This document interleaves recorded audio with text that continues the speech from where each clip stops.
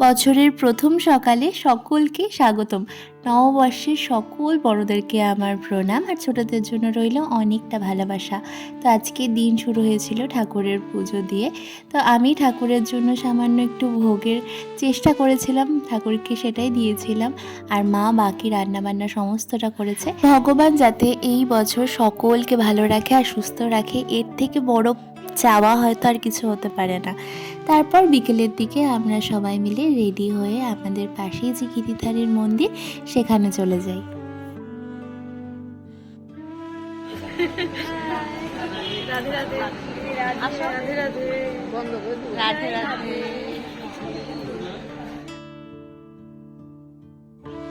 জানো তো, আজকের দিনে আমাদের এখানে এক জায়গায় কিন্তু বড় করে গণেশ পুজো হয়।